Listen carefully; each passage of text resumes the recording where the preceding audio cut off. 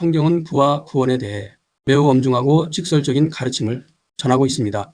오늘날 많은 사람들은 돈이 많으면 축복이라고 생각합니다. 또 교회 안에서도 부자가 되기를 추구하며 기도하고 세상적으로 부한 것을 하나님이 주신 축복이라고 말하기도 합니다. 그러나 성경을 자세히 보면 세상이 재물을 쌓아두는 것에 대하여 엄중한 경고가 반복해서 등장합니다. 마태복음 19장에서 한 부자 청년이 예수님을 찾아왔습니다. 그는 겉으로 보기에는 매우 훌륭한 사람이었습니다. 그는 어릴 때부터 계명을 지켰다고 말했습니다. 누가 봐도 흠이 없는 신앙인이었습니다. 그런 그도 천국 가기를 원했습니다. 그는 예수님께 물었습니다. 선생님이여, 내가 무슨 선한 일을 하여야 영생을 얻으리이까? 예수님은 그에게 이렇게 말씀하셨습니다. 내가 온전하고자 할진대 가서 내 소유를 팔아 가난한 자들에게 주라. 그리하면 하늘에서 보화가 내게 있으리라. 이 말씀은 단순히 마음가짐의 문제가 아닙니다. 예수님은 실제 행동을 요구하셨습니다. 하늘의 가치를 위해 땅의 것을 내려놓을 수 있는가? 그것을 시험하신 것입니다. 그런데 그 부자 청년이 그 말을 듣고 근심하며 돌아갔다고 기록합니다. 왜냐하면 그는 재산이 많았기 때문입니다. 예수님을 사랑한다고 말할 수는 있었지만 재물을 내려놓을 수는 없었습니다. 즉 하나님이냐 돈이냐를 두고 돈을 택한 것입니다. 그때 예수님은 제자들에게 매우 충격적인 말씀을 하셨습니다. 부자가 천국에 들어가는 것이 얼마나 어려운지 다시 너희에게 말하노니 낙타가 바늘귀로 들어가는 것이 부자가 하나님의 나라에 들어가는 것보다 쉬우니라.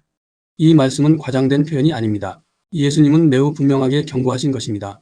재물이 많다는 사실 자체가 문제가 아니라 재물이 사람의 마음을 붙잡기 때문입니다. 사람은 돈이 많아질수록 하나님을 의지하기보다 자신의 힘을 의지하게 됩니다. 또 재물이 많아질수록 세상에 대한 미련이 깊어집니다. 그래서 성경은 재물 자체보다 재물을 사랑하는 마음을 경계합니다. 심지어 돈을 사랑함이 일만 악의 뿌리가 된다고 말합니다. 재물이 사람의 마음을 하나님에게서 멀어지게 만들기 때문입니다. 많은 이들이 부를 주시면 하나님을 위해 살겠다고 합니다.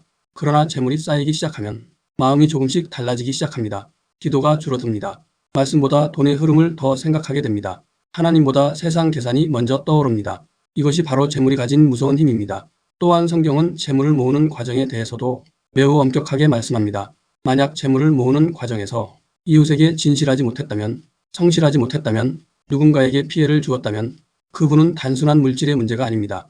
그것은 영적인 죄가 됩니다. 겉으로는 성공처럼 보일 수 있습니다.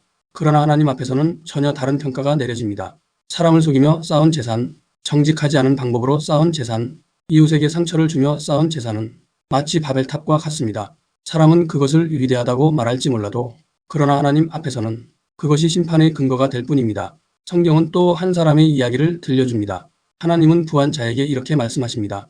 어리석은 자여, 오늘 밤에 내 영혼을 도로 찾으리니 그러면 내 준비한 것이 누구의 것이 되겠느냐?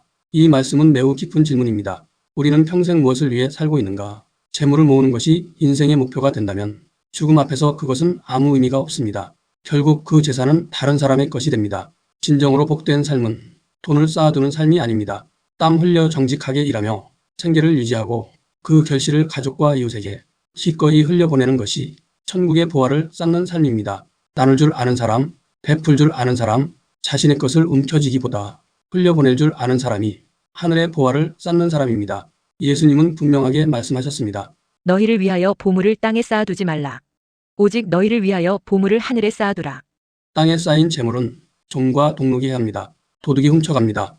그러나 하늘에 쌓인 보화는 영원히 사라지지 않습니다. 그래서 진정으로 천국을 소망하는 사람은 자신의 손에 쥔 것을 내려놓을 줄 아는 사람입니다. 그렇다고 부가 반드시 악한 것은 아닙니다. 실제로 성경에는 재산을 가지고 하나님을 잘 섬긴 사람들도 많습니다. 아브라함은 매우 큰 부자였지만 낯선 사람을 보면 달려가 맞이하고 음식을 준비해 극진히 대접했습니다. 욥 역시 큰 재산을 가진 사람이었지만 가난한 사람의 소원을 막은 적이 없고 과부를 실망하게 한 적이 없으며 자신의 떡을 혼자 먹지 않고 고아에게 나누어 주었다고 말합니다. 또 아리마대 요셉이라는 부자는 예수님의 장례를 위해 자신의 새 무덤을 내어 주었습니다. 당시 무덤은 큰 재산이었기 때문에 이것은 매우 큰 나눔이었습니다. 이런 모습을 보면 성경 속 의로운 부자들의 특징이 보입니다. 그들은 재물을 움켜쥐는 사람이 아니라 필요할 때 하나님과 사람을 위해 사용하는 사람이었습니다. 그런데 오늘 현실을 보면 다른 모습도 자주 보입니다. 일을 하다 보면 재산이 많아 보이는 사람들은 작은 돈 하나에도 끝까지 깎으려고 하고 여러 이유를 들며 돈을 아끼려는 경우가 많습니다. 그들이 그렇게 아낀 돈은 그들에겐 아주 적은 돈일 것입니다. 그러나 그 상대는 그것이 매우 큰 돈일 수 있습니다. 반대로 형편이 넉넉해 보이지 않는 사람들은 수고한다고 물도 챙겨주고 음료수도 사주고 밥도 사주고 때로는 작은 돈이라도 더 얹어주는 경우도 있습니다. 이런 모습을 보면 돈이 많다고 해서 마음이 넉넉해지는 것은 아니라는 것을 알게 됩니다. 오히려 돈이 많아질수록 잃을까 하는 마음과 더 모으려는 마음 때문에 더 인색해지는 경우도 있습니다. 그래서 예수님이 재물을 쌓아두지 말라고 하신 말씀은 재산을 가지지 말라는 뜻이 아니라 재물이 마음의 주인이 되지 않게 하라는 뜻입니다. 사람의 마음이 어디에 붙어 있는지가 그 사람의 삶을 결정하기 때문입니다. 그래서 중요한 것은 돈의 많고 적음이 아니라 마음의 방향입니다. 재물을 붙잡고 사는 사람은 마음이 점점 좁아지고 재물을 내려놓을 줄 아는 사람은 마음이 넓어집니다. 성경이 말하는 부자는 단순히 돈이 많은 사람이 아니라 재물을 다스릴 줄 아는 사람입니다. 돈을 위해 사는 사람이 아니라 하나님과 사람을 위해 돈을 사용할 줄 아는 사람이 바로 성경이 말하는 올바른 부자입니다. 여기서 핵심은 재산의 양이 아니라 마음의 방향입니다. 재물을 움켜쥐고 사는 마음이 아니라 하나님이 주신 것을 통해 이웃을 살리는 삶입니다. 사람이 모든 재산을 다 내놓지 못한다고 해서 말씀을 거부하는 것은 아닙니다. 중요한 것은 삶 속에서 나보다 어려운 사람을 만났을 때 마음을 닫지 않는 것입니다. 함께 일하는 사람에게 물 한 잔이라도 더 건네고 작은 수고비라도 조금 더 얹어주고 힘든 사람을 보면 외면하지 않는 것. 이런 작은 나눔이 바로 하나님 나라의 삶입니다. 예수님이 원하시는 것은 거대한 영웅적인 행동보다 삶을 통해 드러나는 작은 이웃 사랑입니다. 큰 것을 다 내놓는 사람이 아니라 작은 자리에서 넉넉한 마음으로 베푸는 사람이 하나님 나라의 삶을 사는 사람이라고 볼 수 있습니다. 중요한 것은 마음입니다. 말씀은 우리에게 분명히 경고합니다.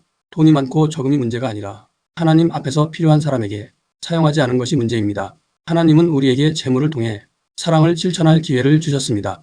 그 기회를 놓치는 것이 가장 큰 어리석음입니다. 우리가 정말 기억해야 할 것은 재물이 아니라 영혼입니다. 돈은 이 땅에서 끝나지만 영혼은 영원하기 때문입니다.